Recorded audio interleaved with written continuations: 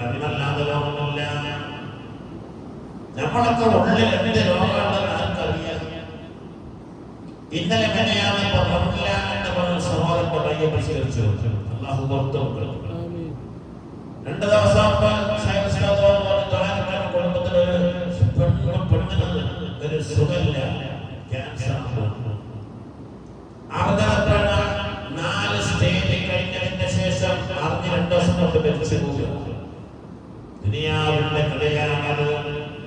അശുദ്ധത്തോ വല്ലാത്ത അത്ഭുതമാണ്. ലിമൻ മനാക്ക് യദ്ദുനിയാവ തഖല്ലബഹാ ബിഅഹ്ലിഹാ.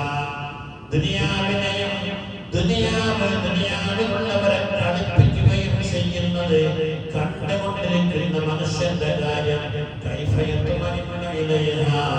ദുനിയാവിനെ അംഗീകരിച്ച് വിശ്വസിച്ച് എങ്ങനെയാണ് ദുനിയാവിൽ ജീവിക്കുന്നത്?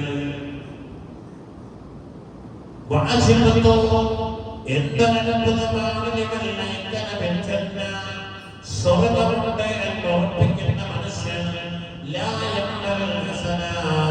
നന്മകൾ ചെയ്യാതെ ജീവിക്കുന്നത് വല്ലാത്തൊരു അത്ഭുതമാണ്.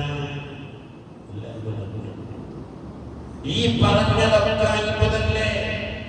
നരകമുണ്ടെന്ന് പൂർണ്ണമായി വിശ്വസിക്കുന്ന ഒരാൾക്ക് എങ്ങനെയാണ് ജീവിക്കാൻ കഴിയുക?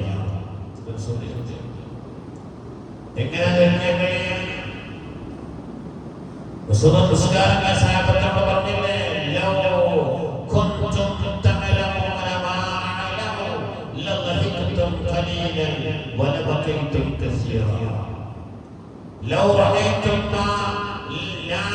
കണ്ടതായ ഒന്ന് നിങ്ങളെങ്ങാനും കണ്ടിരുന്നെങ്കിൽ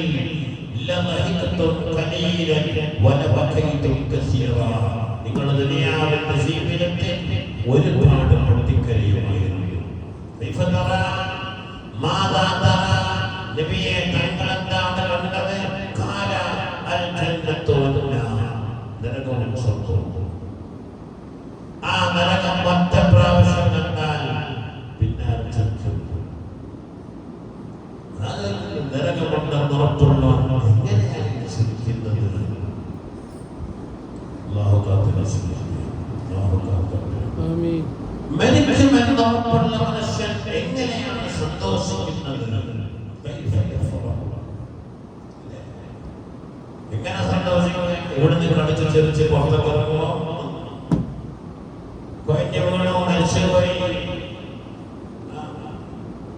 മനുഷ്യന്റെ അവസ്ഥ തന്നെ. എന്റെ കാക്ക മരണപ്പെട്ടു. ഈ റമദാന്റെ പറമ്പിൽ പോയതാണ്. വീട്ടിൽ നിന്ന് ചായ കുടിച്ചിട്ട് പറമ്പിലൂടെ വാഴയും അടുക്കയും ഇതൊക്കെ നോക്കാൻ വേണ്ടി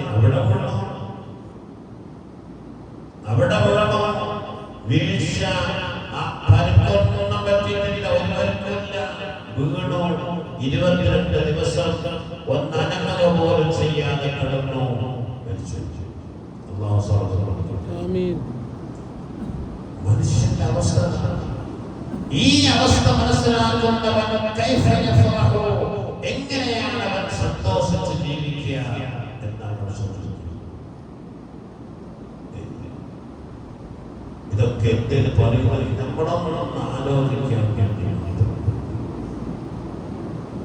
ഏറ്റവും കൂടുതൽ മനുഷ്യൻ കഴിയുകയാണ് നരകത്തെ കുറിച്ച് പഠിക്കണം. അതോർമ്മ വരുമ്പോൾ കരച്ചിൽ വരുവാൻ ഒറ്റ വട്ടം ജീവിതത്തിൽ ഒരു പ്രാവശ്യം പൊട്ടിക്കഴിഞ്ഞാൽ അല്ലാഹുവിനെ പഠിച്ചു ഒറ്റ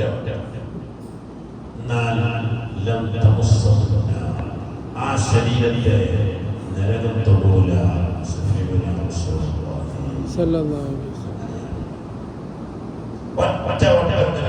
അതേ അല്ലാഹുവിനെ പേടിച്ചിട്ടാവണം എന്ന് മാത്രം.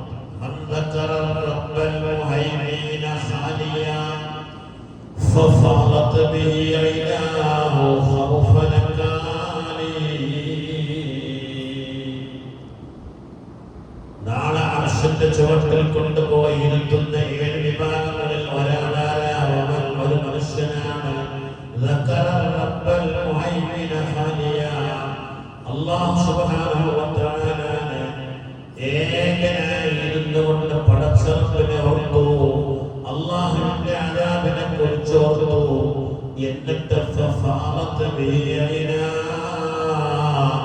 ആ മനുഷ്യന്റെ രണ്ട് കണ്ണുകളിൽ നിന്ന് കണ്ണുനീരൊഴുകാൻ തുടങ്ങി.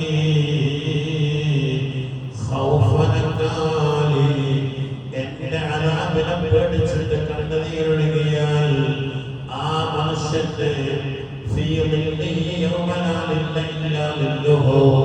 അല്ലാഹുവിന്റെ അർശിന്റെ തണലല്ലാത്ത മറ്റൊരു തണലുമില്ലാത്ത ദിവസത്തില് ഈ മനുഷ്യനെ കൊണ്ടുപോയി അർശിന്റെ താഴത്ത് കസേരയിട്ടിരുത്തും.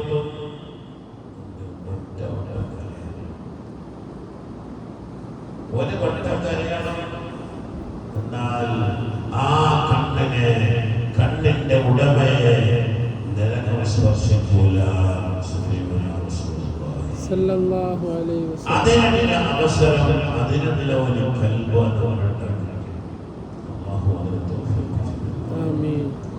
അല്ലാഹു